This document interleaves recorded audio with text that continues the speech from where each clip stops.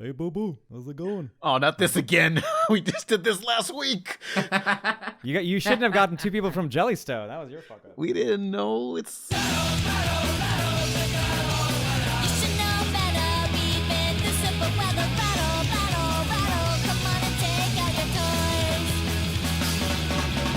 Hey, it's the rebeltaxi Pizza Party Podcast. I'm Pan Pizza. Who are you people? I'm Daft.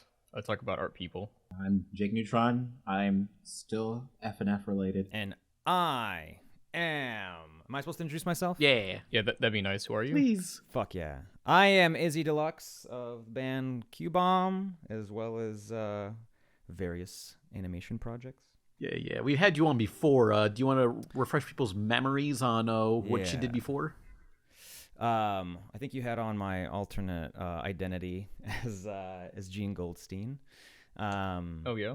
Yeah, I created a short called Planet Panic. It came out back in, I think, 2018, early 2018. And I've done a lot of things since then. Right now, my biggest thing is this band, it's QBOMB, which is set to release an album very soon. I actually listened to some of the songs before this call. Oh, yeah? What'd you think? Be honest. So I listened to Dire Break, Yeah? Everything is Fine, and Can't Say the First Word, Shock. I thought Everything Was Fine is pretty fun, but that one the most. Mm-hmm.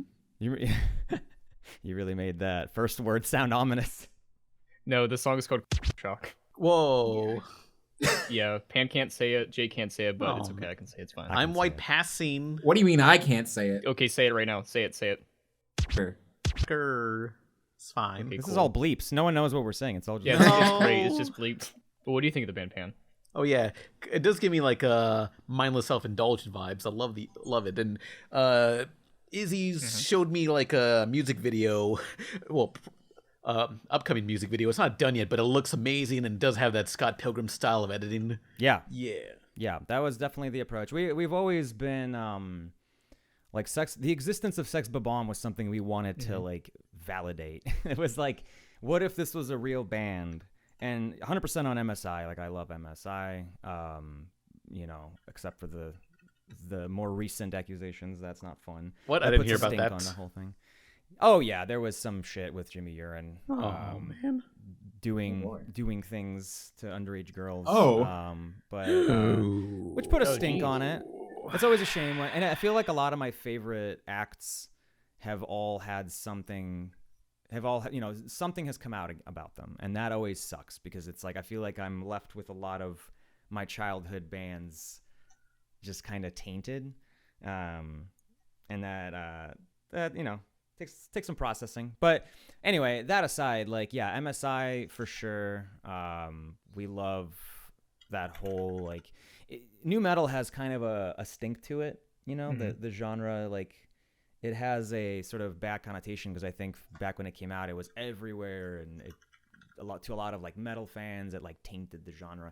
It's been like 20 years now, and I think people have realized that it had some. There was some really good acts that came out of it. Oh yeah.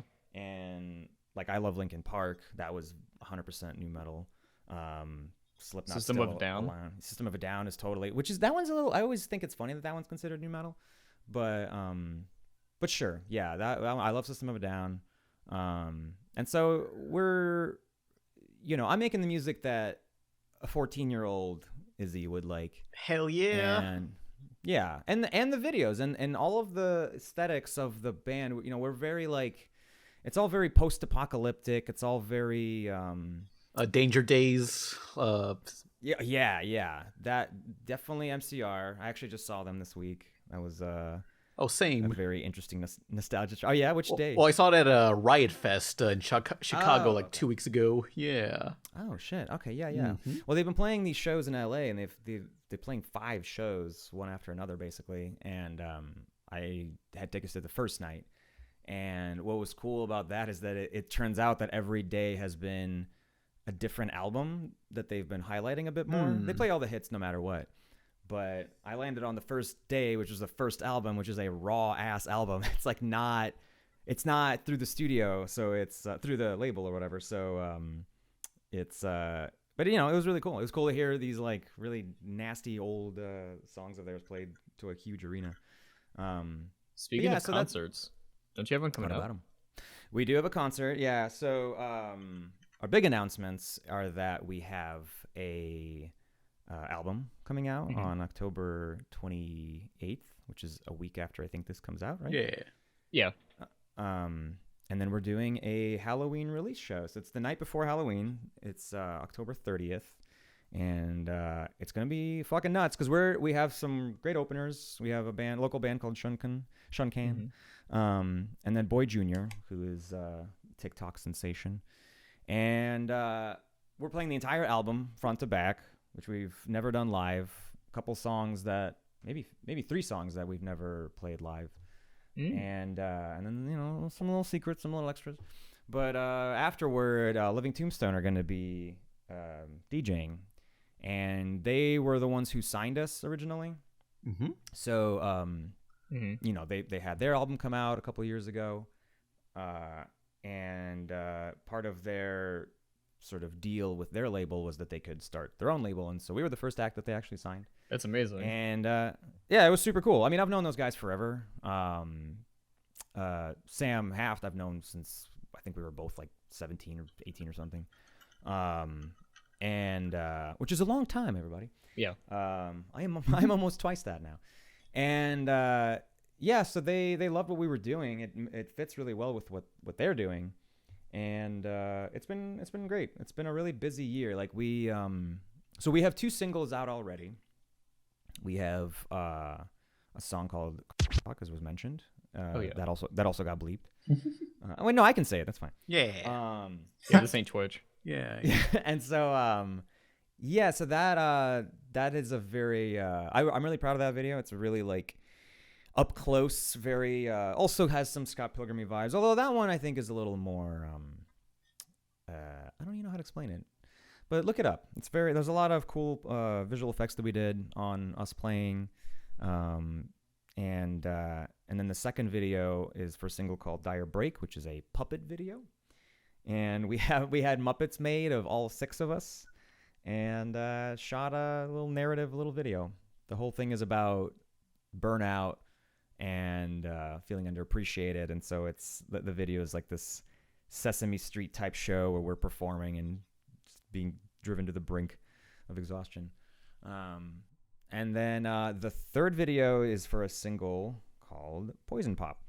And that's going to come out the same day as the album.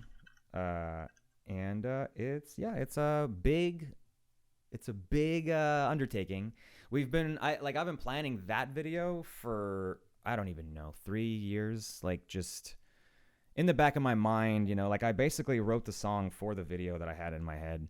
And I always, one of my bandmates, Ari, was like, wouldn't it be cool if we had a video where we wore like Japanese baseball uniforms, like this sort of slim fitted, very, pinstripe. And I was like, you're right, that would be cool. And so I got the idea stuck in my head because I work in animation, and so I'm a very visual person. And so a lot of our song ideas and the whole album in general, I always kind of think of it kind of more visually than anything, and very theatrically, I guess. So like that song I was like, okay, I know exactly what the tone of this should be. I know exactly how I want us to look when we're like performing it in this hypothetical video. And so I wrote all the parts. It's a very like K-pop inspired song. And depending on when you're listening to this, you'll actually be able to hear it, I guess. But it's a lot of fun. And the video was so much work. It was so much work. We had to book a baseball field. Oh wow. Which was not cheap. And was not easy. It kind of landed in baseball season, so that our band manager had to move mountains. Do you have to have like a person there to work the lights at the stadium? We did. We shot it during the day, so that's a great question because that was something. Yeah, we were gonna shoot it at night. There was a lot of logistics. There was so much logistics. So we were thinking like we'll shoot it at night, but then we realized we would need somebody to run the lights. The amount of time it would have taken would have been more difficult because this would be after a day of doing whatever, and then you got to stay up till 3 a.m. Whenever. And it was a 3-day shoot. It was the longest shoot we've done. And so we said, fuck it, we'll do it during the day. That was easier, cheaper. You can do a day for night kind of thing. No, it wasn't. I always was fine with it being during the day. Like we were just trying to figure out what would be the most achievable thing. Because with daytime, the only problem is like shadows, but it's cut so fast and it doesn't fucking matter. No one's gonna like light peep going up. Yeah, fuck. Like, come on. You clearly shot this at 2 p.m. I can tell. Yeah, it's silly. So I had to just say, like, guys, who gives a shit? Like, whatever. It'll be easier to shoot it during the day. You're a punk band. You're not supposed to listen to the rules. Yeah. Yeah. Who's gonna Cinema Sins our music video? Someone's gotta. And so I'm sure there's like a Music Sins channel. And so it was a 3-day shoot. It was exhausting. It was we were all in our uniforms. Some people were wearing like multiple layers. Okay. It was a hot weekend. It was when did we shoot it? I think it was in May, and it's in LA, which is very hot. And so it was a like 90 to 100 degree. I think it was close to 100 that first day, and then it got a little cooler. But we had a whole thing. It was a very, very small crew, but it was like we had a beach tent that we would carry with us onto the field just to like have some shade and then pick it up. And anytime we would have to move like for a different shot, we would just pick up this whole thing and like shift it over just so we're not like burning alive. Oh, God. We were all sweaty and like just exhausted and like, but man, yeah, the people making the video, the two directors are like really close friends of mine from college, and so they've just been amazing. Shout out to Josh and Allie McCall. But yeah, and so it's very visual heavy, super Scott Pilgrim. That was definitely the direction for it. Like I want to, and it's live action and animation. Like it is straight up Roger Rabbit shit. Like Let's go. I just wanted, I wanted to challenge myself too. I think that I've made shorts, animated shorts. I did it myself. I did it through the studio system. The doors had kind of closed for me to try to make my own stuff, which I'm happy to dig into as well. And because it's happening for everybody, it's not even something that's just me. Yeah, because I hear a bunch of only reboots are getting made and hardly any original properties. Yeah. Oh, I'm happy to talk about that in a minute. But yeah, so There was a tweet I saw from Craig McCracken. yes, He said that he pitched 16 original pitches to Netflix. I believe it. It's really rough out there. But yeah, so this one door closed and another door opened with QBOMB and the label signing us. And what's funny is that like QBOMB for me was an outlet dealing with development in a lot of ways. It kind of all started around the same time. I was just angry and writing music about the creative process, about all the backstabbings and all the horse shit that happens when you're trying to make something of yourself in the animation industry. And but I always try to frame everything in a less specific way.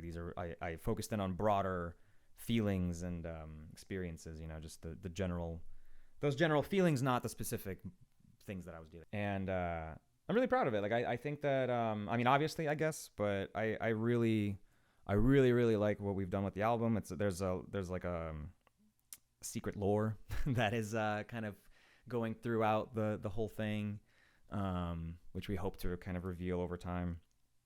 And just like the Gorillaz.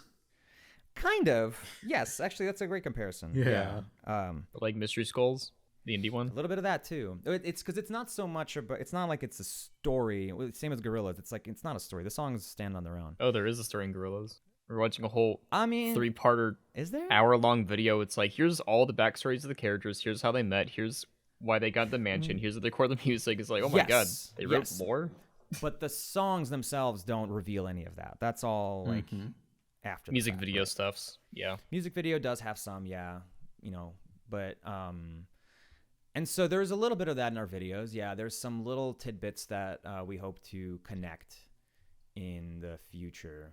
But Gorillaz has always had a budget that was much higher and exposure higher than we currently have. So it's much easier for them to connect all those dots. For us, it's interesting. So, well, I have ideas for how to reveal a lot of that stuff, and I hopefully will have the opportunity to. But yeah, so The video is gonna be dope. Poison Pop, check it out. I think a week from whenever this comes out. Album comes out October 28th as well. We have that release show. Is the show going to be spooky? The show is going to be spooky. Everyone should come wearing costumes, so it's as spooky as you all want to make it. But yeah, actually, went to a Spirit Halloween today. Oh yeah, just to see what was up. What was up? A lot of Fortnite stuff. Oh yeah, and no Minecraft and Killer Klowns. Oh yeah, okay. There was a shit ton of that shit. I was like, creepers. Is it because of the game they're releasing? I don't know. They're just making more Killer Klowns merch, and there's this like purple flannel that I kind of want that has the Killer Klowns logo on the back. I think it just kind of had a revival. I think just people are like remembering. You know, some things for some reason come back up. Remember clowns? Yeah. Well, someone had the IP and they said, well, we're making like a survival horror game of it. And I was like, yeah, that sounds fun. Yeah, yeah. Isn't it funny how clowns were like this thing that everyone was terrified of? And I feel like that, I'm sure there's still those people out there, but man, it sucks to be them because clowns are back in a big way. Clown core. Well, Pan had that issue at school. Oh yeah, like it's a Texas thing, so I don't know if anyone else has dealt with this. Like I think it's just Texas, but like clown lockdowns. Have you guys had those? Clown lockdowns? Only once. No, what? Yeah. Like they would just like lock down the school, and they would have a clown running around the school, and you kind of had to hide. I don't know. This is made up. Don't you remember? No. Like don't you remember the fucking clown scares where people would just dress up as clowns and Yeah, I remember that. A lot of the southern states, they would just like scare people for no reason. This is like 5 or 6 years, 10 years ago. Didn't someone get hit by a car because they were doing that? Yeah. Yeah, they did. Yeah. Just ask. Yeah. Oh man. I remember watching a video, like it was this like 12-year-old, and he was on like a skateboard, like one of those motorized skateboards, and he was like, okay guys, I'm gonna go hunt some clowns, and he was just like searching his suburban white ass neighborhood looking for them clowns, and eventually his skateboard battery was running out, and it's like, I'm sorry guys, I'm gonna have to cut this clown hunter early. My skateboard's out of energy. It's like, damn, come on. At least find one clown before you call it quits. The motorized skateboard. I can't believe skateboards have batteries. Yeah. I don't know. Kids today, they don't like to use their feet, you know? Dan Schneider out there, can't be using that. You just use the motorized skateboards. That'll do the job. I can't tell if that's more or less dangerous than a hoverboard. I don't know. Have you heard of an exploding skateboard? Bad. Like, hoverboards just nuked. Nuked on the spot. Boy. I remember seeing some DIY projects, like making your own go-kart. Yeah. And you put on the, I think it was the backside, a hoverboard. Oh, yeah. And I was like, that's pretty cheap, $100. Just don't let it blow. I just remember, like, when I was way younger and I had to do a science fair project, I wanted to make a hoverboard, and my dad legitimately helped me make one using, like, a leaf blower and a lot of duct tape and some kind of disc, and it sort of worked. Hell yeah. Like an inch off the ground? Couldn't go very far. Oh man, it's like Kids Next Door technology. Yeah, that really is. Pretty much. I don't remember if I could go on it or anything. Jury-rigged together. I think my sister could probably get on it and it would like lift up, but it wouldn't lift up very high. But it would move. Hell yeah, hoverboards. You ever had one of those motorized car things when you were a kid? Oh yeah, like a little Jeep that goes like 5 miles per hour. Yes, I had a red Hummer. We were too poor for that. Oh, but it's okay. Jake can relive the experience for all of us. I brought it down. It didn't last very long, at least from what I remember. I remember going to the park with it, but it didn't go fast. And then, like when the battery died, we just went, "Oh, okay, well." You just didn't charge it. You're like, I guess gave up. Didn't charge it or anything. Leave it there. It's fine. I'm sure by that point, me and my sister were probably getting too big for it anyways. I wonder what happened to it. I was mad because it was like, this thing goes only like 5 miles per hour. I want some high speed action. Come on. I'm sure there's laws for like how fast you can go on a sidewalk. Weak. But like, you can ride a bike on the road. Hell so like, yeah. how fast can that go? Just like that song, the I guy just keep thinking, rides a bike with no handlebars, then becomes Hitler. Yeah. Crazy. Flobots. Yeah. Wasn't that Queen song? No. Bicycle? No, I'm talking about that one band that I was talking about handlebars, yeah. Yeah, I ride a bike with no handlebars. I have a very fond memory of that song because I remember when that dropped, a friend of mine sent it to me, and I was replaying Mischief Makers on N64 Hell yeah. for the first time. And I fucking love that game. And so I have such a nice, like, quiet, peaceful memory of me playing through that game and listening to that. I was like, this song's sick. And just like playing it on loop while playing Mischief Makers of all things. Awesome. Oh, that reminds me. Xbox 360, PS3, when it first came out, I think that's the first time you can play your own music while playing a game. Oh yeah. You guys ever did that? Because you can like Wait, you can play music while you play games in the Xbox 360 and the PS3? well, OG Xbox, you could do it like you could rip the CDs to your Xbox, and I bought a OG Xbox used, and it's full of just like all this new metal and Avril Lavigne and anything else from that era. Hell yeah. South Park Mafia, all the classics. Oh, Jake, you got a PS3 recently. Hollywood I did Undead. a PS3 recently. Hollywood Undead. That thing is slow. Oh man, yeah, the PS3 is just clunk as hell. Like, it's like, wow, how did we deal with this crap back then? Like, I still have mine, and it doesn't work. I mean, like, Oh, which version? The grill? the big one. oh boy, yeah. The big one. Here's something crazy, because like the first firmware of the PS3, when you download something off the store, you had to sit there and watch it download. You couldn't have it download in the background, but eventually they updated it so you could. We've come a long way, man. I look at consoles now, and because I came up through all of those, like my first was Super Nintendo. Yeah. And and so like seeing the progress, and I'm always on a delayed schedule because I don't really get consoles when they first come out because I just don't. Oh yeah. I think like it's also gotten worse over time because the exclusives are just like not that great usually. Yeah. And so like There's also only 3 games. Yeah, so PS5 is just like not on my fucking radar. I just don't care. It's too expensive, it's too huge, and I'm like, when there's a slim, I'll check it out. But because of that, I'm like always so far behind on these things, and so like by the time I get the newest consoles, I'm like, oh my god, they have this technology now. Like things just load. Like what? Yeah. But it's Well, if you wait long enough, it'll come to PC. Yeah. Like Miles Morales, that's coming out in November. I don't PC game either. So I pretty much I've only really been playing like Switch games for the last few years. Switch. Oh, and, God. PS4. But even that doesn't get. Are you a Mac user? Yeah, I am a Mac user, but Oh, it's okay, I more get it. so it's more so that I don't want to, because like I'm already in front of a desk all day, and so like I don't want to be gaming in front of a desk. Like that sounds awful. Yeah. I could Well, be that's why I teach gaming. people laptops, where it's like, what if you want to go in that corner of the room? Yeah, totally. Yeah, the shame corner. Yeah. Here I got my Snorlax game corner. Snorlax beanbag chair that I bought on an impulse. That actually sounds nice. I would like that. Yeah. Comfy.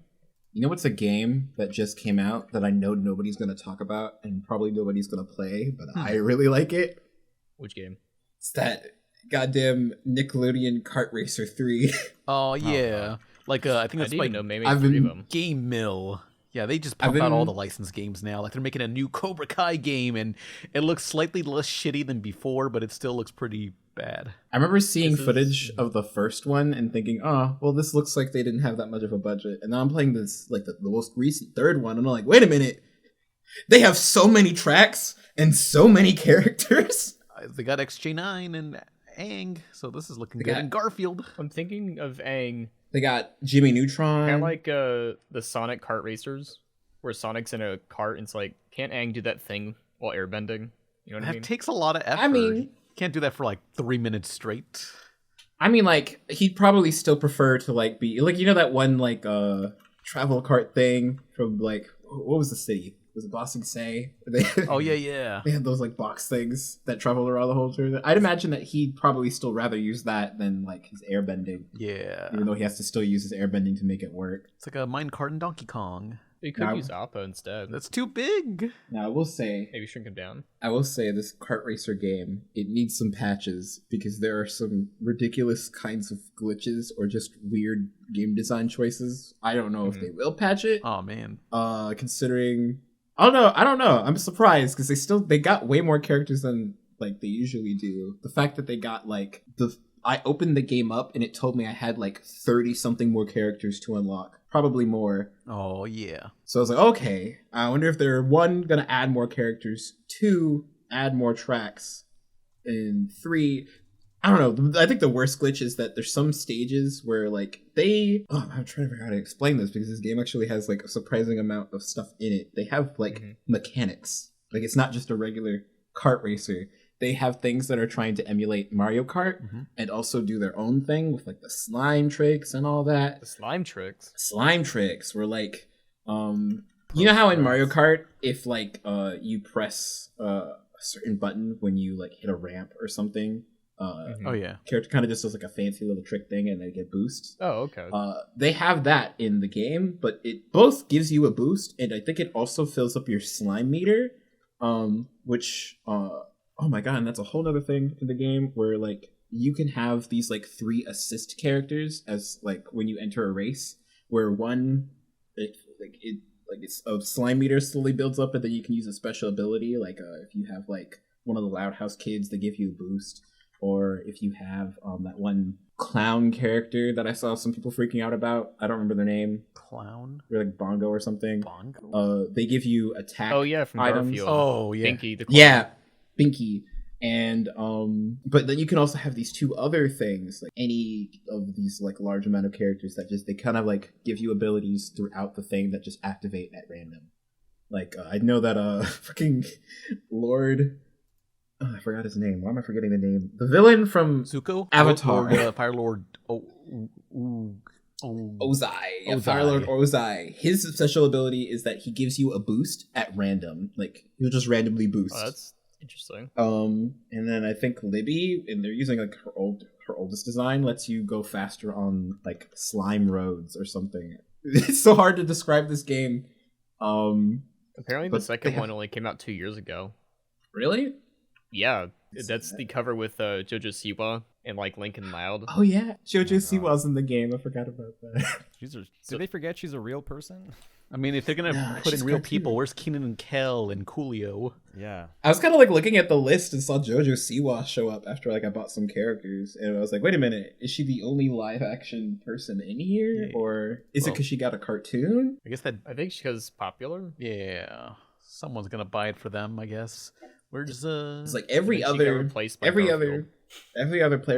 character is like a cartoon. Another thing that this game does, this is my last thing that I'll bring up about the game, is that they constantly this game has something where they really want to pin Jenny and Jimmy Neutron against each other, because you open up the game and the title screen has them versing each other. When you enter the main menu, the first thing is them still versing each other. When you go into the challenge mode to unlock some more characters, when you have to unlock Jenny, you have to verse her as Jimmy Neutron. Like, look, I mean, are there like cutscenes? There's science. I wish there were. There's only one cutscene. It's like a opening of like all the characters racing, and it like lasts a minute or so. Oh. But that's it. I wish there was a story mode, because I definitely would love that, but the closest you're going to get is challenge. What was the Crash Bandicoot game that was half open world, half racing? Oh, it was like the PS2 one. I don't know. The PS2 and also PSP port that was actually pretty competent. I remember watching an X-Play review on that particular Crash Bandicoot game, and there was a scene where you can like beat up a kid, and the kid says, "Why me, God?" Oh my god. Yeah, take that.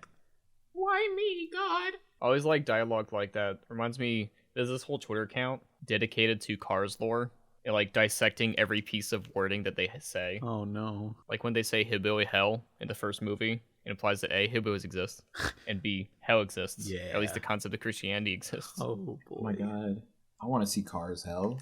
I mean, I've seen Cars Ghosts. That was in the Cars on the Road There's show. a lot of weird implications in the Cars universe. Yeah. There's a lot of... Yeah. You can't really think about it more than like 10 seconds. Yeah. Technically, Mater has died and come back to life within the canon of Cars. Oh no. But they did have that deleted scene where they took out Lightning McQueen's brain and put into a different car. what? Oh god. Yeah, the steamroller, Oh. so you can fix the road. That What was if- really the original idea. What if you were a car and you became transracial? Is Oh. a paint job, or like, do you get modified to look like a different car? I mean, you just described somebody's brain being put into another car. Yeah. So what? So I guess it was like, how much of the car is an actual car? What's the soul of the car? The oil? I guess the What? engine? But you can replace the engine. The battery? I don't know. Maybe it's the battery. But would that be the heart? That would be the heart? What would be the what would be the brain of a car? I can't really think of any equivalents besides like the driver. They take the driver out. Yeah, can you... Because I know they have certain trucks that you can put other cars in, like a Vor situation. Oh my god. What? Yeah, I guess it is kind of a Vor situation. And they also have planes. Starring Dane Cook. Just compare trucks to Vor. Wait, is the hitch of the truck part of the car itself, or is that just like clothing? Like a fanny pack? No. I know that the cars are all technically very customizable. because we've seen them customize themselves throughout. Replacing body parts, replacing limbs. Your Wait, tires changed. It's like replacing your hands. Hey, Gene. I mean, Izzy. Oh no. Oh no. Who's Gene? Sorry. Yeah, didn't mean to dead name you. Izzy. Yes. You got a favorite licensed game? Now, since we're talking about licensed games. Licensed games. That's a very good question. I don't know. We played SNES. Maybe you played the Aladdin game? Yeah, on Genesis. No, actually, I never did. You know, it was Oh. one that there was I missed a bunch of stuff on the Super Nintendo. There was a Porky Pig game that was like Porky Pig's like haunted something and haunted ass. I don't know. But it was one that I just like somehow acquired.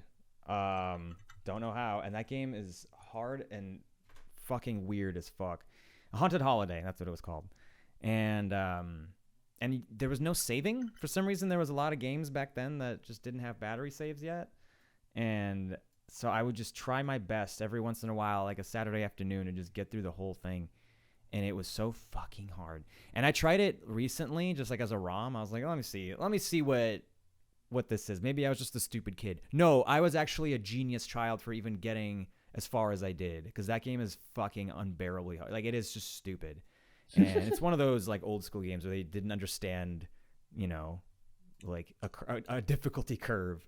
But yeah, I can't think of. I mean, signposting. What's that? Yeah, what is that? What is signposting?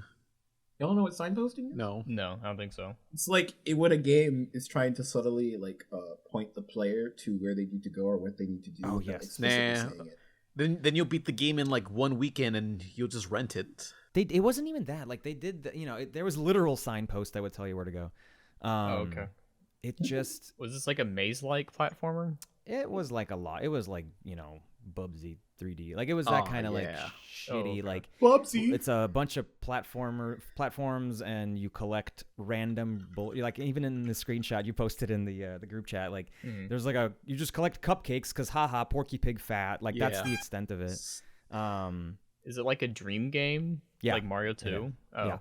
Yeah. Turns out that it's all in his head. Yeah. But yeah, I don't know why Porky Pig of all characters got the game license. I don't know. Well, a lot of the Looney Tunes had their own like spin-off games, like Roadrunner and I'm sure Daffy Duck already had a Probably. Tasmania. Yeah. What are some like recent licensed games though? I can't even think of any. They barely ever make licensed games. It's all just like crappy mobile apps. But I really like the Samurai Jack game. I remember Hotel Transylvania. It's like a Pikmin type game. Yeah. Interesting. Yeah, I guess I can't think of any. I mostly, like I said, I've been playing a lot of Switch games, which means I've been playing a lot of indie games. Like I play a lot of $10, $15 things. Oh, hell yeah. Same, yeah. Switch is good for that since I like to play on my back. I don't want to hook up a TV. Like Which I'm trying to tell you to get the Steam Deck. Eventually. Yeah, one game I've been playing a lot is called Dandy Ace. It's another roguelike, but it's basically imagine Hades with a card battling system in real time. Yeah, kind of like Mega Man Battle Network in a way. Dandy Ace. You play as a magician and pick up cards and mix the cards that'll give you buffs. It's pretty good, although I'm not very good at it, and I can't get past like the first map. You know what this reminds me of? There was a GameCube game that was called. Oh my god, what was it called? Gotcha Force. No, Lost Kingdoms. I think that's called. I think that's it. And there was even a sequel, but it was Lost Kingdoms. Very similar, where you're like running around a map. And you throw cards to do attacks, but you can also like it's like you're shuffling them as you're using them. Yeah. And it was I think I got all the way to I rented it, but I got all the way to the final boss, and then I couldn't do it, so I was like, fuck this. Yeah. Where'd you rent it from? Blockbuster Video. Always a classic. No, I went to Hollywood Video because my Blockbuster was ass. We might have done that. I don't remember, but we also had a Coconuts. Because wait, one of you is from Chicago, right, or all of you? I went to Chicago. I've never been there. Okay, so I'm Chicago? What is that?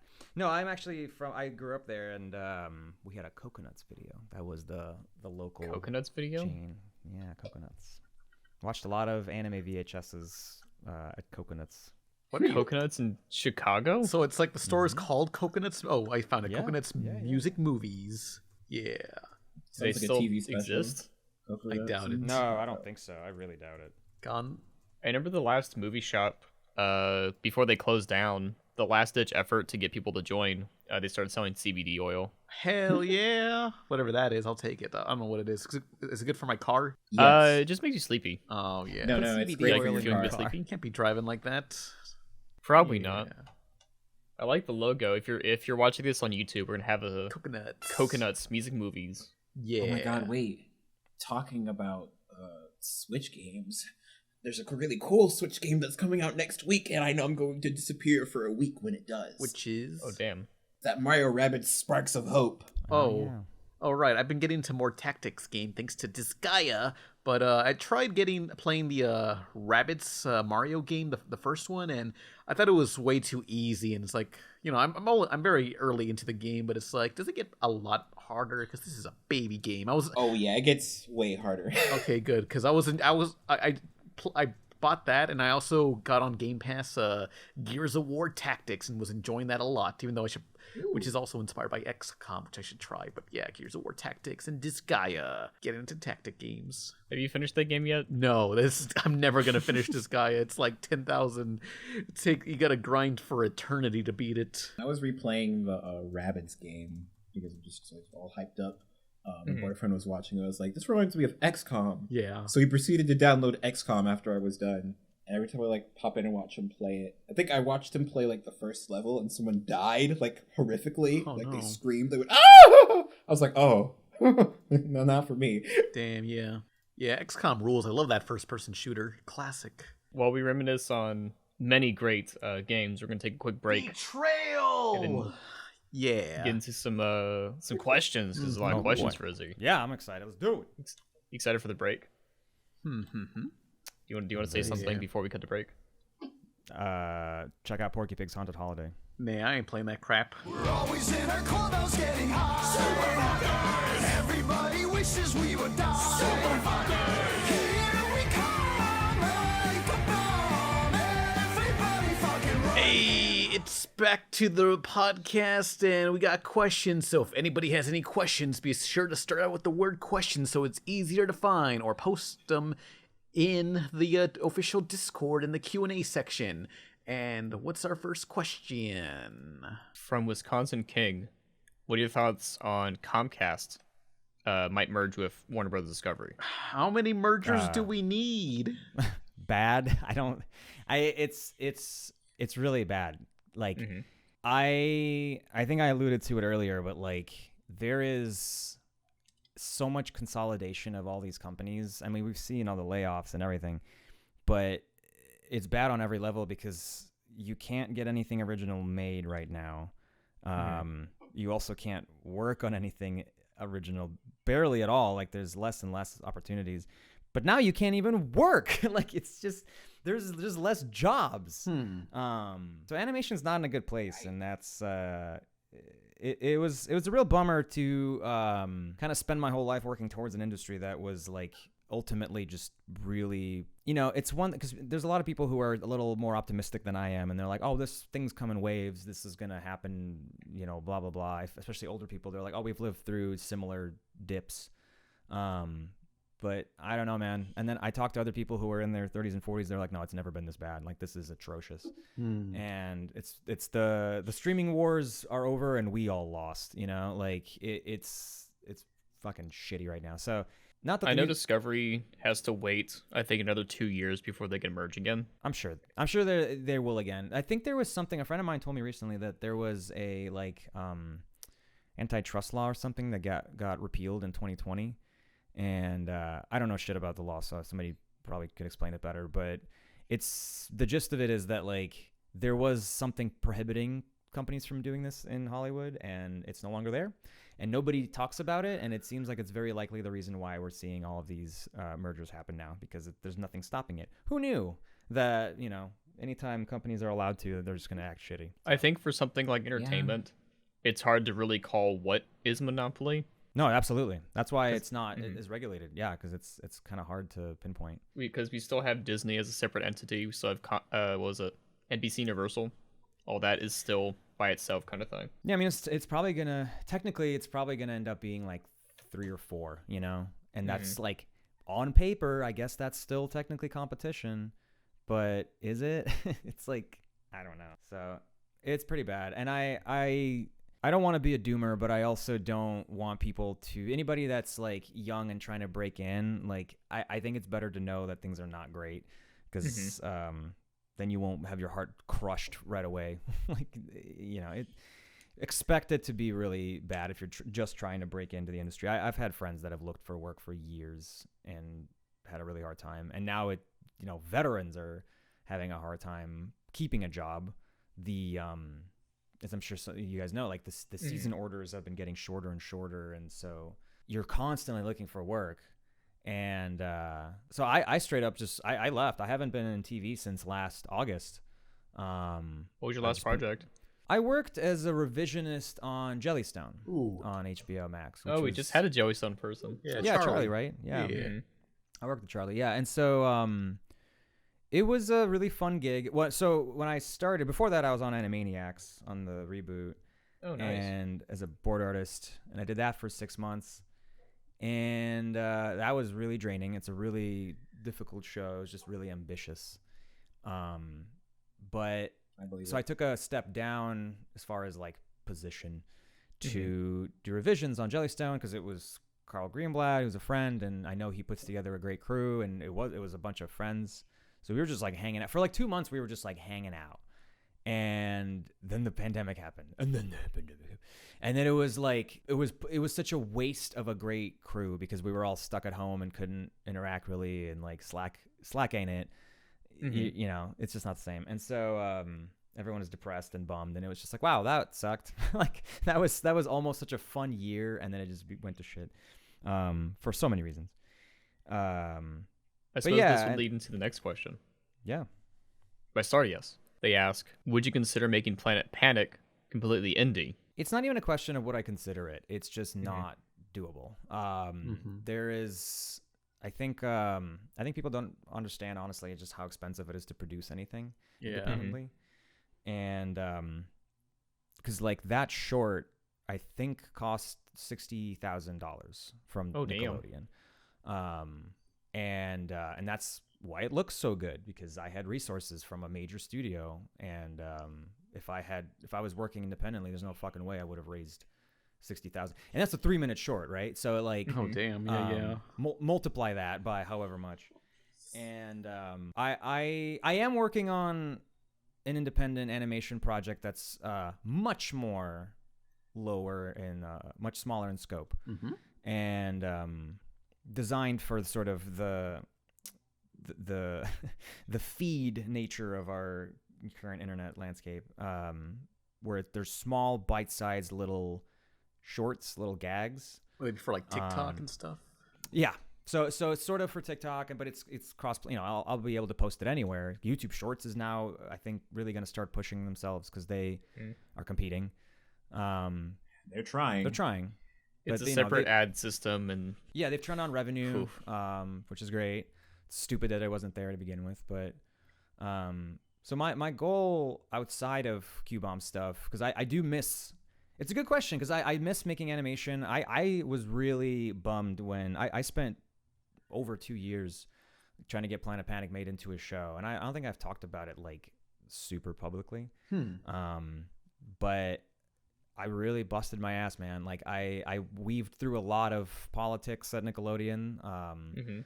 A lot of things happened behind the scenes that just constant blockers, constant disagreements and this and that. And I tried to play along with everything, but ultimately it's hard to play along when even they don't know what they want, and nobody knows what they want. Like not a single person at that studio, or maybe even any studio at this point, knows what they want. And I have a friend, Brandon Hong, who also has done a lot of work in development. He's a writer for a bunch of shows. Like he worked on Molly McGee.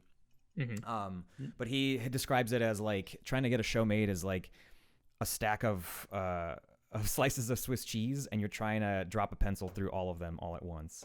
And I think that's a very good metaphor, because it really shows how impossible of a task it is, when every single step of the way something can go wrong about a million different ways. And so like I had to fight for it to be in development, because they didn't see the success of the shorts as a valid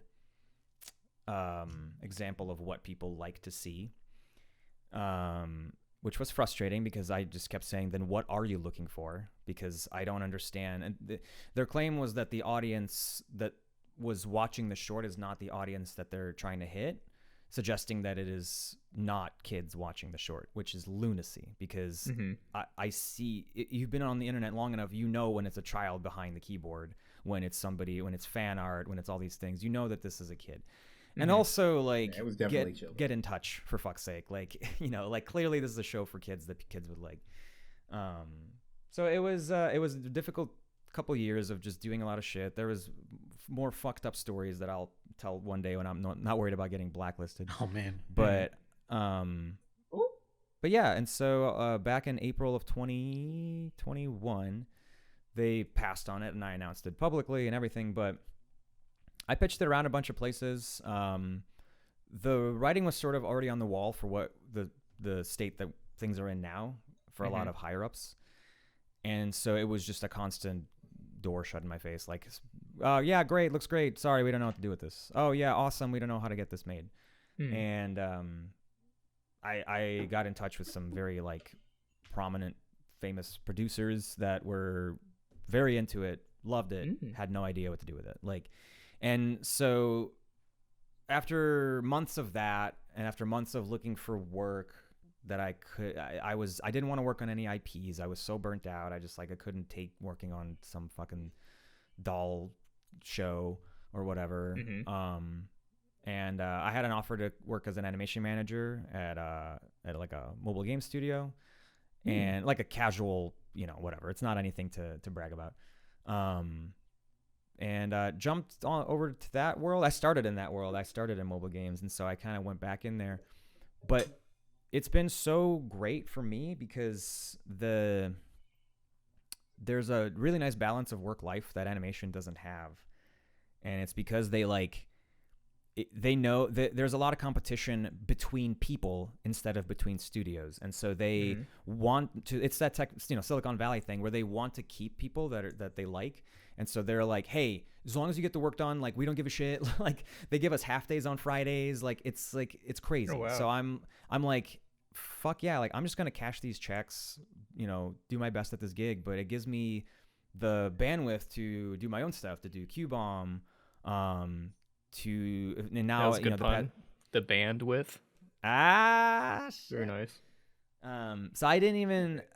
Yeah, so the past year, while I've been doing band stuff, I've also been tinkering away at these animated shorts. And at some point, probably in November, so keep an eye out if you're listening to this whenever, I'm going to start launching those. And I have 5 of them banked. I have 5 1-minute shorts banked. This actually leads into a good question. Yeah, sure. Not to interrupt you, but I did. No, it's fine. NB, question for you, Izzy. Where'd you go to school for music? I didn't. Oh shit!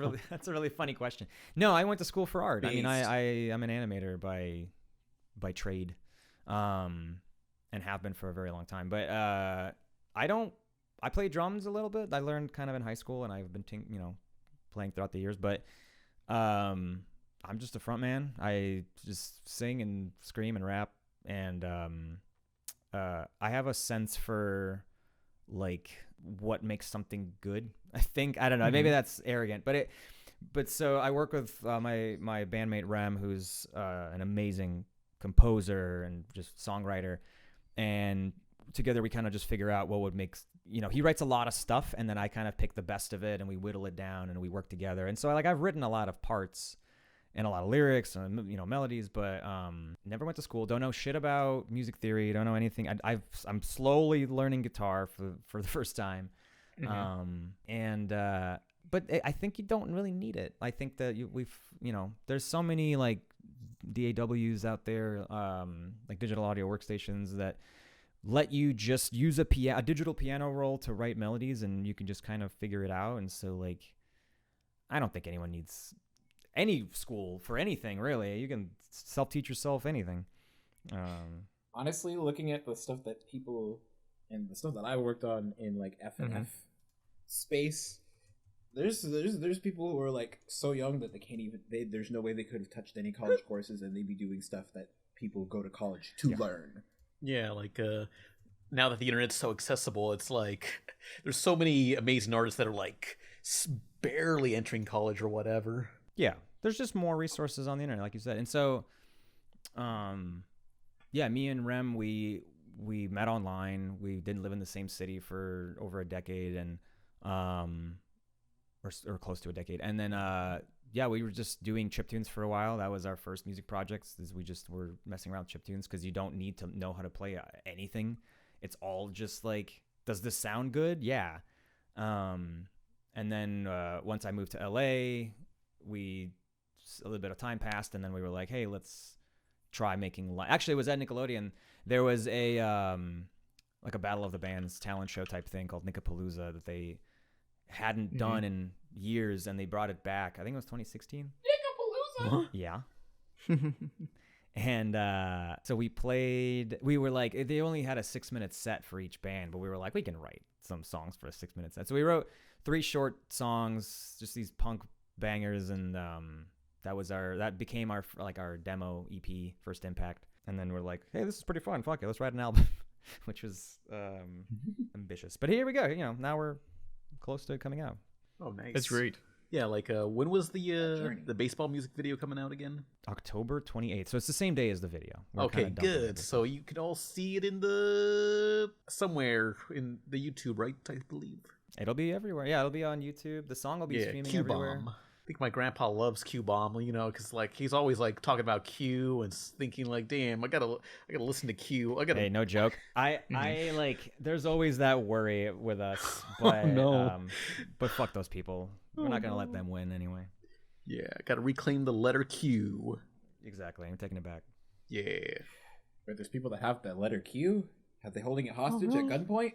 Well, before that, there was that Star Trek character Q. Yeah. That was like this omnipotent alien that's just a dick. Love that pony guy. Yeah. Discord, Howling at the Moon, Discord. Yeah, that song. Whatever do we do? Classic. John Delancey. He hates My Little Pony. So we got some more questions. We got this next question from Ethan DeBoer. Let's hope this question isn't Ethan you. Oh. How is it like to host the Creative Block podcast? Are the guests mostly people you already know, or is it used to meet artists you're a fan of? Both. I mean, early on it was just people we knew, and it was just a way for us to kind of get our footing. And then over time we've built up a reputation, and so we've been able to get bigger and bigger guests. Yeah, I mean, there's definitely times where I'm like, hey, like, I think this person's cool. Let's reach out to them.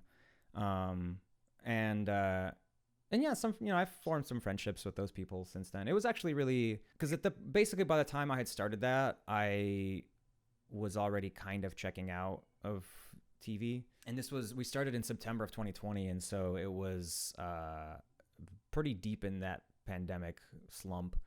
And, QBOMB, I couldn't do anything with QBOMB. Planet Panic had been passed on. So it was just like, or it hadn't been passed on yet, but I was hadn't heard anything for months.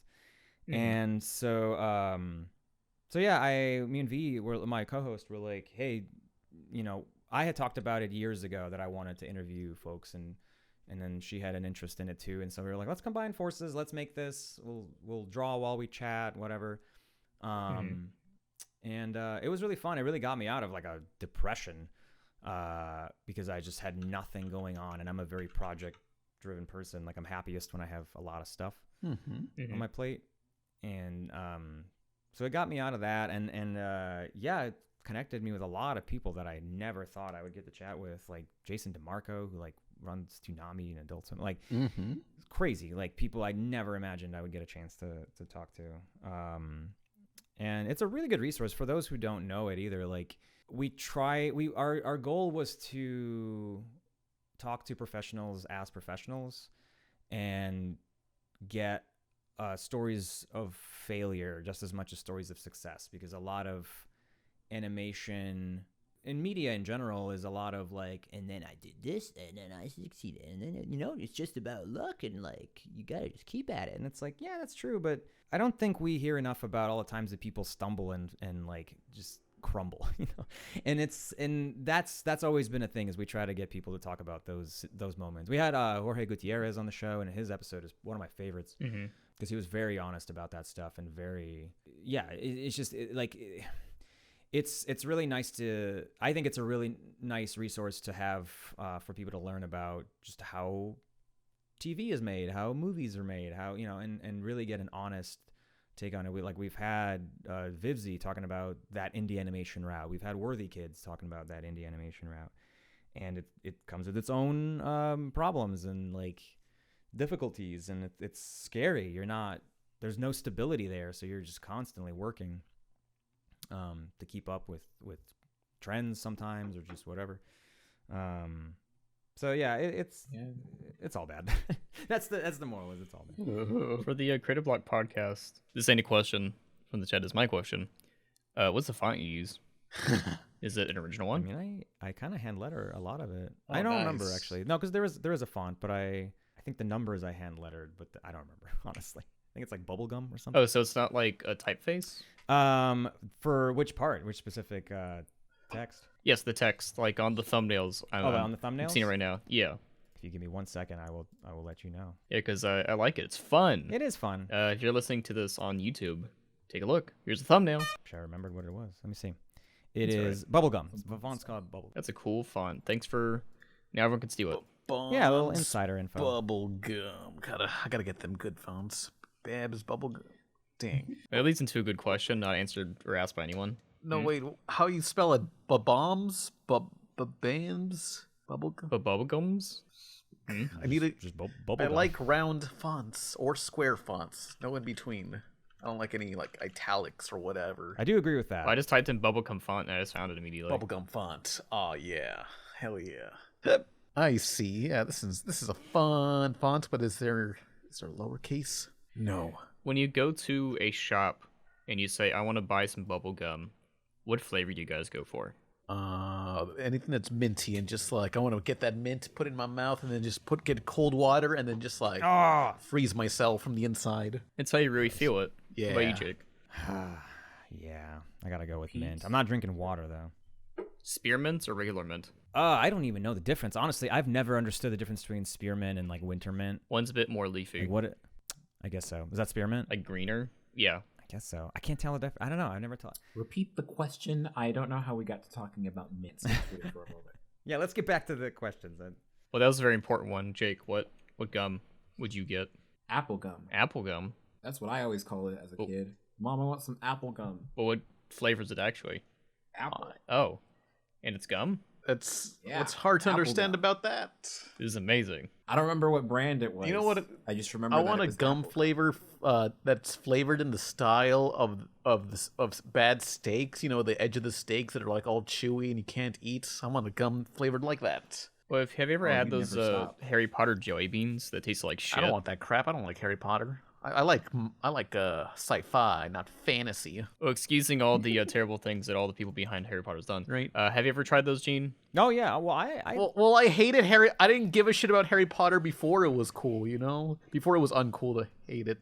Oh, whatever. You're just like, now I can ride the wave of hate. Yeah, I was indifferent towards Harry Potter before it was trendy. Yeah.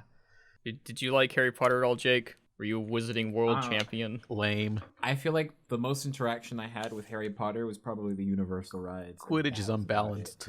Every time a friend tried to show me the Harry Potter films, we'd start with the first, and then I'd fall asleep in the first 20 minutes. True that. Yeah, that shit's boring. They just play chess, and then Ron gets his ass beat, and it's like, Ron, you could have just jumped off the chess piece as they were going to blow it up, idiot. Oh, wait. There was a film that I did finish watching. What? Well, I would hope so. I think it was the last one. Me and my dad went to Mosey, and they were playing like the last film in the series before the Fantastic Beasts films. So we kind of went to the MX Theater, watched it. Didn't know what was going on at all, but we were entertained. I mean, I think. You went into the final in a franchise and expected to know what was going on? Wasn't that a part 2, I mean, no less? all we saw that it was Harry Potter, it was an IMAX, and we were already at Mosey, which was like a science museum or something. So we're like, oh, this should be fun. Was it fun? Did you have a good time? I think. I mean, it was an IMAX. I remember it, so I think I remember like seeing, what was his name? DoubleDoor? Yeah, No. DoubleDoor. Snape kills Dumbledore. No, wait. He was like Voldemort. Didn't someone get like a book copy early? Or something, they already read the book?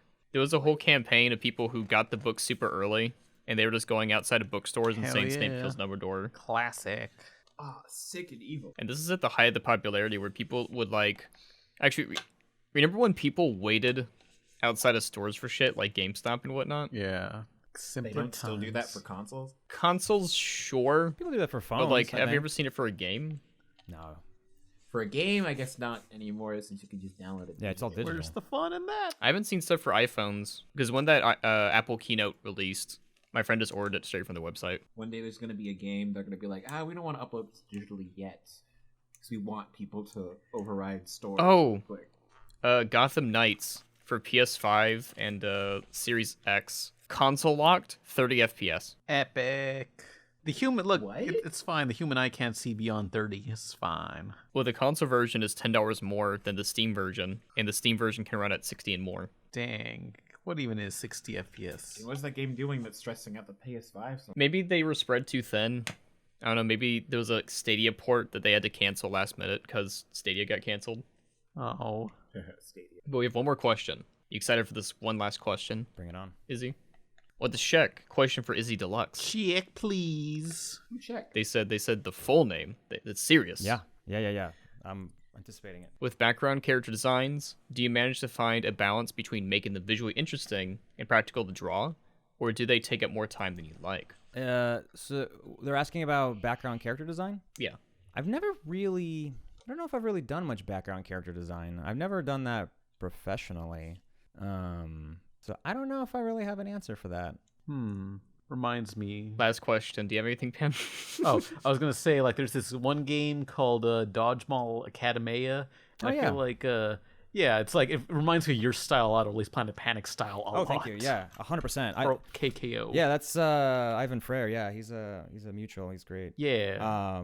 It's a really awesome looking game. Yeah. Like, I see. I totally get what you mean because I love the look of it. I recommend it. Yeah, it's another Switch game. I recommend Dodgeball Academia. Imagine like those Game Boy tennis game RPGs, but for dodgeball. Yeah, totally. Yeah. That sounds very fun. Let's see. I think that's all the time. Much like the James Bond movie, all the time of the world. I guess that's all the time we had for this podcast with Izzy. Just like it. Yeah. Do we have any? Actually, I'm going to start doing this throughout the each of the podcasts. All right. So you worked on a bunch of stuff. I did. Right. You worked on Central Park. You worked on Distant Lands, Jellystone, Anamaniacs, Loud House. I did. I want you to do. Is my Central Park credit actually out there now? Because I did that for Yes. 2 weeks. That was a very short stint. But yes. Oh. I want you to do an impression of one of the characters from one of the shows you worked on. Oh shit. Whichever one you feel is the best.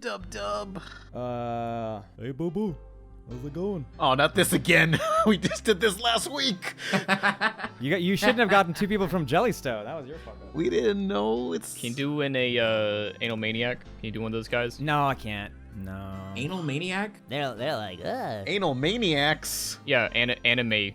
hey, Yakko. It's Is that pretty good? I used to be able to do a wacko. We are the Anal Maniacs, and we're horny to the max. Yeah. yeah. I've got to go punch. I don't remember the lyrics of the show, but that's probably it, man. Yeah, I think that's probably it. No, you nailed it. Yeah. Anyway, good night, everybody. Mission, yeah. Mission, yeah.